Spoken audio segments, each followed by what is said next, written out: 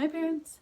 Today I wanted to talk to you about the specific language that I use to help your children learn to write letters, specifically the letters in their names, which are the most important to them. So I'm heavily influenced in the language I use and the approach that I take by Learning Without Tears, or the Get Set for School program, which it's highlighted on our website, roomtobloomthornton.com, but you can also go to their website and learn more about their approach too. It teaches children letters in a specific sequential way. So they're going to start out with letters like maybe the letter H, where it just requires straight lines, as opposed to starting with letters like S, where we need to do those curves. And those are harder shapes to learn to write. They require more fine motor skills. So I'm influenced by that, but I also use a little bit of my own unique approach in the words that I use, the verbiage I use to explain the letters as the children are writing them. So we'll go through just quickly. I'm going to cut away to that right now about the very first steps I take in pre-writing, and then we'll move on to letters. It should be quick and basic, and hopefully these are things that you can implement immediately at home if your little one is interested in writing their name. So how I begin is by teaching children the basic shapes needed to make letters, specifically uppercase letters. And we do that through singing songs and also practice. So we'll start by learning about big lines, little curves, and big curves. And believe it or not, those are all the shapes that you need to make every single uppercase letter.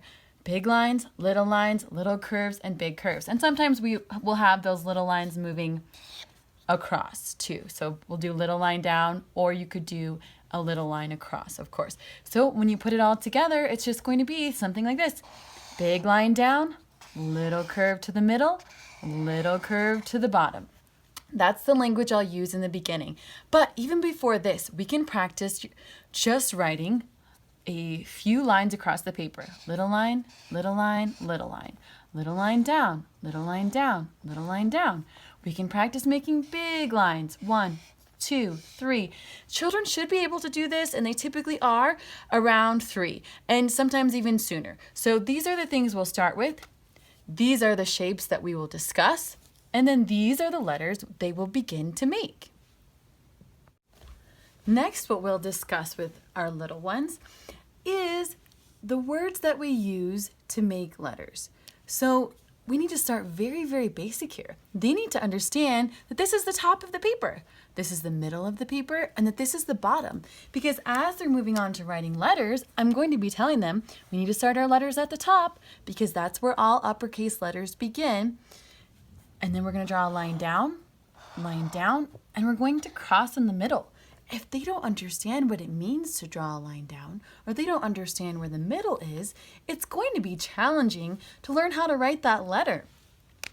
So after they get the basic understanding of those positional words, which you can work on by using those words throughout your daily interactions, just as saying, we're going to put on your pants. Oh, they go up to the middle of your body. We can just start using those words a little bit more organically throughout our day if your child isn't quite familiar with them. Totally fine. They'll get it quickly.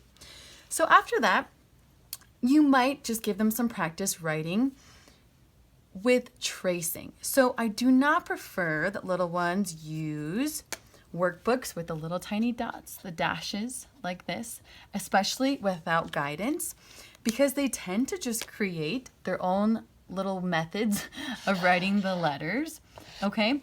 And they're making the letters, that's true, but they're not necessarily making them in the most effective way. For when they begin to write words, sentences, paragraphs, they're going to need to have a little bit more refined skills that'll help them make the letters quicker so that they can get through their sentences coherently without having to stop and focus so much on creating the letters and that type of thing. So what we can do instead is just use a lighter colored marker and draw a few of the letters on a piece of paper. Just a few, nothing overwhelming, just a few. And hopefully there'll be letters that are in your child's name, because they'll be more excited about those for sure.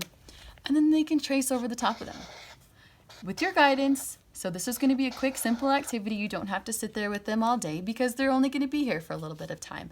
And have them practice writing the letters in their names a couple times a day, maybe most days of the week. And that is an excellent start, and they will start to get independence in this as well.